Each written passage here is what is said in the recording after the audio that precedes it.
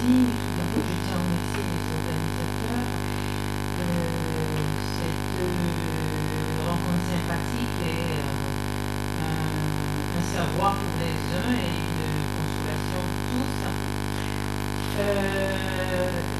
La Guinée, d'où je viens, aussi, donc la Guinée a reçu très récemment donc une visite exceptionnelle de Sa Majesté le roi Mohamed VI. La Guinée se veut un partenaire du Maroc. Nous avons beaucoup de choses à faire. Alors, ce que je voudrais dire sur le titre, je ne tiens pas à prendre part aux polémiques, mais je pense que le Maroc pourrait dire l'Afrique aussi. Vous voyez, donc, parce que ce n'est pas que ça, parce que, bien entendu, le Maroc est à côté de l'Espagne, je n'ai pas besoin de le rappeler, et il y a aussi la France pas très loin, donc on ne peut pas. Le Maroc est africain, certes, mais le Maroc, c'est aussi beaucoup de choses. Donc je crois que c'est ça qu'on doit souligner. C'est ce que je voulais dire. Donc nous sommes précisément, je vais commencer, nous sommes au Maroc, c'est au pays de l'intemporel, mais aussi pays du progrès. Nous sommes au Maroc, au pays de la coopération triangulaire. Le Maroc demeure l'interface incontournable entre l'Europe et l'Afrique. Voilà. L'Union européenne commence à 12 km des côtes marocaines. Donc on ne peut pas négliger cela, bien sûr. Donc le Maroc réalise avec elle 2/3 de son économie. Voilà. Donc la coopération triangulaire s'impose. Donc c'est le Maroc et l'Afrique, c'est-à-dire c'est le Maroc qui dit qu'on va avancer ensemble. C'est tout ce que ça veut dire le titre. On n'a pas besoin de lui attribuer d'autres sens.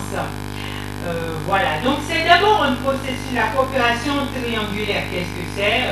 Bien sûr, donc c'est d'abord un processus national où les questions de pauvreté ou d'inégalité sociale côtoient celles des limites de la productivité pour définir les priorités de la recherche nationale.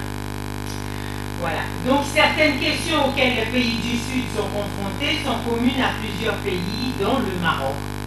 Leur traitement à l'échelle régionale présente souvent une plus-value réelle en termes de complémentarité, des compétences régionales et des mises en commun de moyens rares.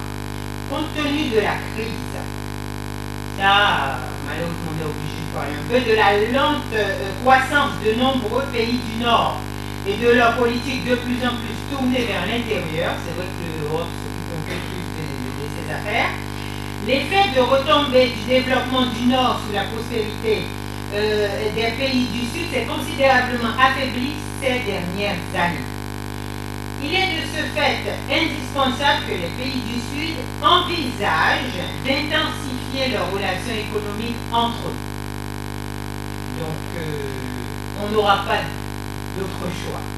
Cette coopération en Sud-Sud peut se situer à 3 niveaux, sous-régional, régional et interrégional.